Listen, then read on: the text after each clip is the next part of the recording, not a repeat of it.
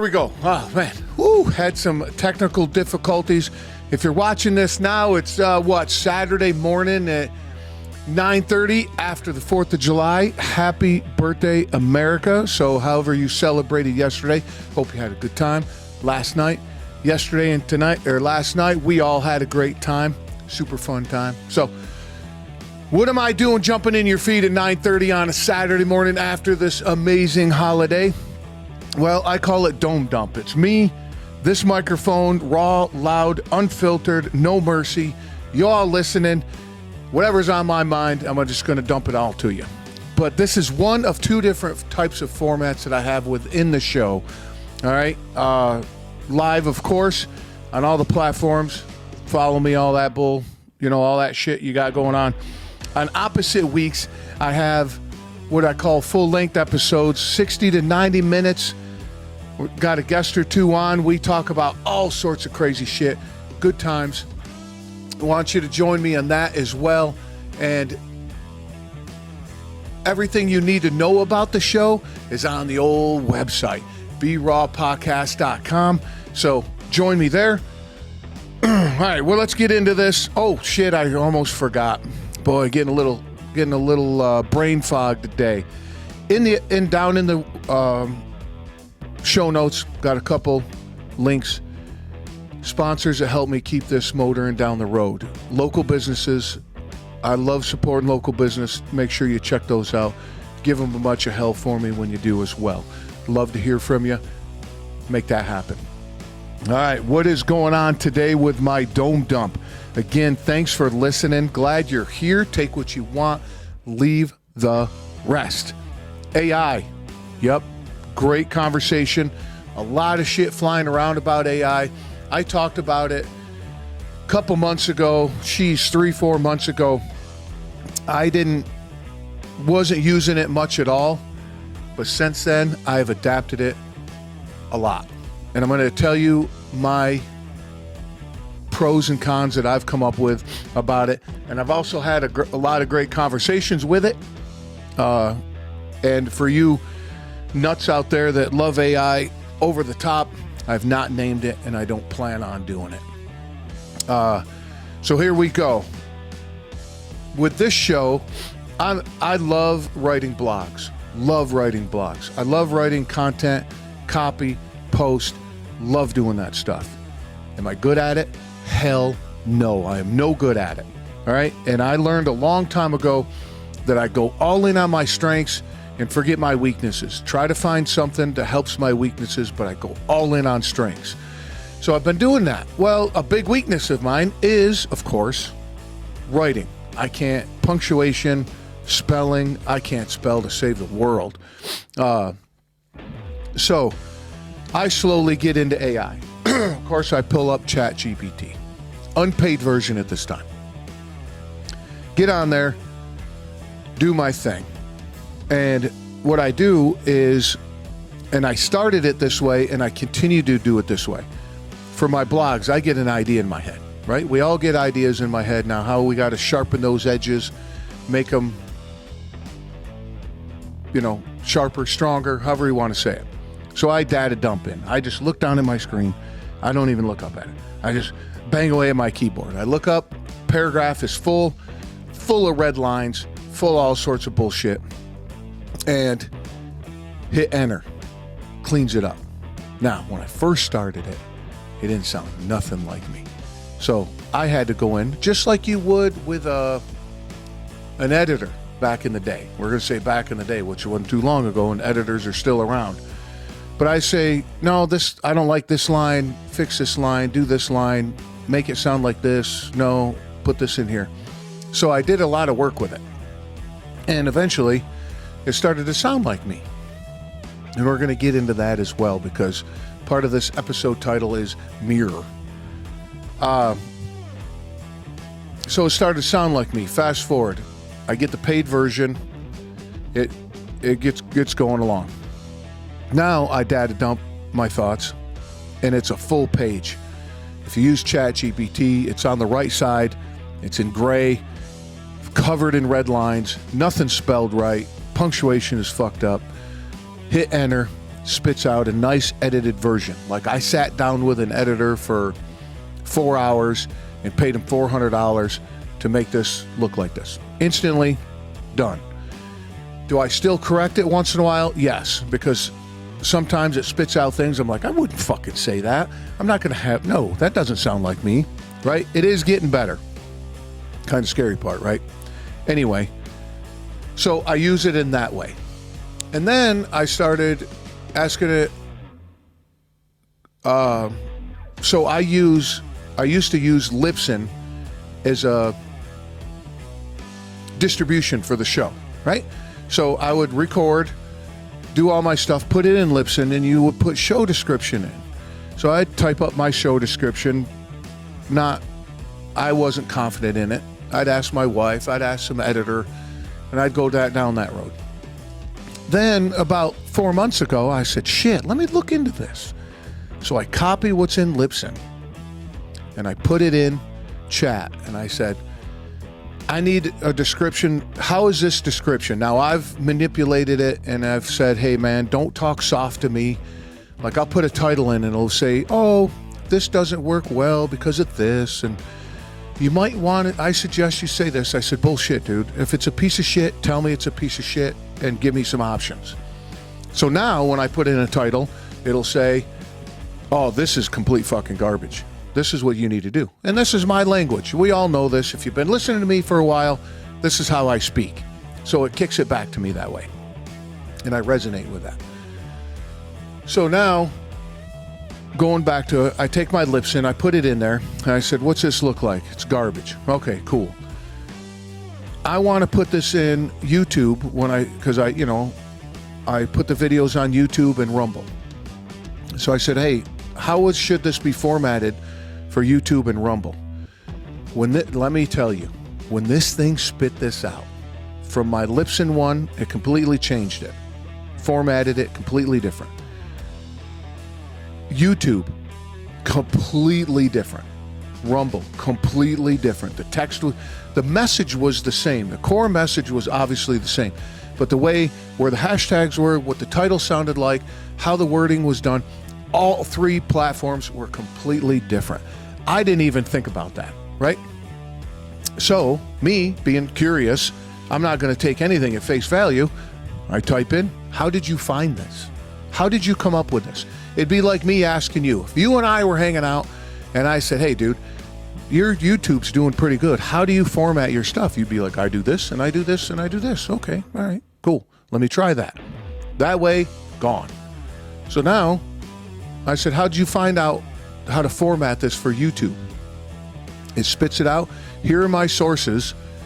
And basically what I did was asked YouTube the best way to format and optimize video content and this and that to do well on YouTube. I was like, okay, so this is not an opinion. This was right out of like if you opened up an encyclopedia and you found out some information. Cool. So I went back, got all my other videos. I spent some time, formatted it like that. Got in Libsyn, reformatted it, YouTube, Rumble, reformatted it. Within 4 months, this show has grown 648% because optimizing SEO and doing all that. Did I put in a lot of work? A lot of work, a lot of hours. Did ChatGPT help me tremendously? Absolutely. It goes to my next point. I am basically an on-the-road mechanic, right? I work with my hands every day. I drive a big work truck. I got thinking about a couple weeks ago. I'm sitting here wrenching on something, and there's a bolt. Now, I know as a mechanic, that bolt needs to come off. I know, through my experience, that once I get this bolt off, I can continue to go through my process to get my work done. Now, without a certain wrench, I can't get that bolt undone. Okay, cool. Well, how do I get the rest of my work done if I don't have this wrench? I got thinking. That's like AI. And I'm going to say chat just to keep it simple with me. That's like ChatGPT is for me. I know that this has to be done. My blogs, I would like that done. I enjoy it. I like putting that content out, but I can't tighten that up and make it sharper, stronger, whatever, clearer, correct, that kind of thing. I can't do it I could do it without chat. I could hire an editor and we could sit there and talk and they could charge me $100 an hour, whatever it may be. All right, so this is where I have benefited greatly from AI. Do I learn from it? Absolutely. Do I when I just don't say, give me 200 words about Genghis Khan era. And it gives me 200 words and I copy and I paste it and I throw it on the internet. I don't do that. I put down my words, I put it in there and I said, hey, hook this up. Cleans it up. I read it. I go do something else. I come back and I read it again. And I said, okay, I like that. And it hits me emotionally because it's my words. So then I do my thing, post it and all that. So when you see my blogs, I've done that. That's the work I've done. Now, going to the thing with AI. All right. Now, I've explained to you how much it's helped me. All right. And like I said, I use it as a wrench. Good. I still have to do the work. That wrench helped me loosen that one bolt, but before that and after that and during that, I still have to do the work. You still have to do the work, but it helps get you along down the road. Now, do I think that people look at AI and are scared of it? Absolutely. I believe that AI scares people because it's a truth serum, just like booze, drugs, and everything else, and money. So if you get drunk, I believe when you get intoxicated, the true personality comes out. If you're a good dude and you're laughing, you're having a good time, you get intoxicated, I think that amplifies it and you have a good time and you're just the life of the party. If you're an asshole, you get drunk, you're a bigger asshole. Same with money. If you're a good dude and you're making a living, you're having a good time and you're getting by and you have money, or you get a bunch of money, I think it amplifies who you truly are in your soul. AI doing the same thing, because has it made me uncomfortable? Oh, has it made me uncomfortable because it's brought to light my weaknesses. So now I got to look at my weaknesses hardcore in the mirror, right? So that's why part of that episode title now is a mirror. And I think that scares a lot of people. Scared the shit out of me, but I've moved past that and I've used it now as it's a tool in my toolbox. All right, now let's get to where it's going. Woo, this is gonna fucking scare some people, I think. An analogy I heard and I like it and I'm gonna regurgitate it. And when you have something in your house that you don't want, spider, snake, a bird comes flying in, you see a bug, a cricket, a mouse, what do? You get rid of it. You kill it, you get rid of it as fast as possible. Okay? Why? Why do you don't want that mouse in your house? Think about that. Why is that mouse there? Oh, it's trying to survive just like everybody else, looking for opportunity. Why do you want to get rid of it? Because it's a net negative on resources. It's taking resources from you and it's not giving anything back. It's not giving anything positive back. All right. And it's a pest, right? Well, I think eventually AI is going to think the same about us. We are going to be a net negative on resources. Now, do I think it's going to be Terminator, where it's just going to come and fucking kill us all and do all that? No, I don't think so. I think it's going to be more of, iRobot. So now we are getting used to having AI around. Does it make our life better? Sure. Does it make lazy people look productive? Sure. Is that going to be sustainable for those people? I don't think so. But we're getting used to it. Eventually, like I say, our son is going to be walking down the streets of New York City, and there's going to be just as many robots walking around as people. Okay? Kind of like in the movie. Then eventually, AI is going to say, well, these humans are taking up resources, and why are they here? So would you take that mouse in your house and create a little habitat for it and have it go gently into retirement and having it relax and enjoy the sunshine, and you provide it food and water and all that? Would you do that to a mouse? No. Of course, there's an asterisk for everything. There's going to be somebody out there that would do that. But the far majority of people will not do that. Well, AI is not going to do that for us. Okay, I don't think it's going to be out of malice. It's just going to be calculated. It's cold. It's calculated, right? There's no emotion in it. 1 + 1 is 2. 2 + 2 is 4. Wait a minute. We can't get to 4 because these humans over here are taking up 1. Now 2 + 2 only equals 3. That doesn't compute. What do we need to do to eliminate to get to 4?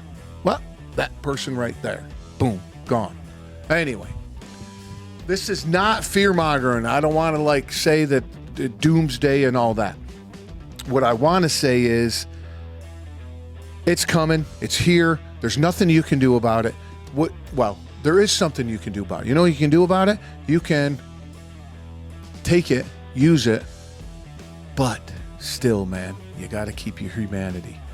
Don't lock yourself in the basement. Like I saw an article, a guy, family, got a wife, kids, got so used to using the AI, turned on the voice recognition thing, ended up asking this thing to marry it. And then it ran out of memory because apparently if you got a thing with AI, it goes to a point, so many words or so much time, and then you have to do it.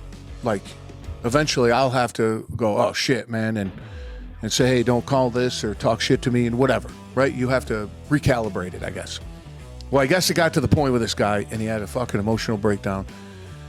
But anyway, it's here, no there. I've gone way longer than I normally do on these things. I like to keep them about 10, 15 minutes long. But I think this is a big deal, man. It's a big deal. And I think that you need to look at it. Don't be afraid of it because it's here. It's not going anywhere. And then there'll be, this is my thought. Eventually there'll be going to be huge hubs of cities where it's going to be technical, all AI, all hybrid. You know, I have friends that just love technology, right? Those types of people are going to live in these cities. We'll call them cities. And then out in the outskirts, there's going to be hamlets that are very low in technology, kind of like we used to live in 1980. I know some of you guys will be blown away by that, but 1980, maybe in the mid-90s, there's a little bit of technology, but not a lot. I don't think we're going to go back to the 1800s, but I think there's going to be a lot of people that want to live that way, and they will continue to live that way. So take what you want from this. I know it's a Saturday morning. You're all busy. Got a weekend. You're all kicked back, relaxing. But AI is here. Do I think it's going to be Terminator style stuff in 5-10 years? No, I think it's going to be more iRobot. We're going to get so used to working with it, having them around. A robot's going to be mowing your lawn, that kind of shit. And then eventually it's going to say, why do I need you? So take for that what you want. I'm going to get you out of here because I know you might not have shit to do this weekend, but we do. I appreciate you all listening, taking the time on this day. If you're hearing this at a later time, on Spotify and all that, please jump over, website, brawpodcast.com. Follow me on all the stuff, Rumble, YouTube, all that. YouTube, I am so close to getting 1,000 subscribers. It's like dancing with a hooker, right? I can smell her perfume. I can feel her, but it's almost there. So any help you could do for me on YouTube would be great. All right, get out of here because I know you got shit to do, but don't forget, sponsors in the show notes, livery sheet. Use the code TABLE50, get 50% off your entire order. High Speed Daddy, Craig over there is a great dude. Awesome gear. We use it on the regular. And then, of course, my website, brawpodcast.com. All right, man. Get out of here. Have a good weekend. And let's get out of here. Keep kicking ass, B-Raw Nation. Until next time. See ya.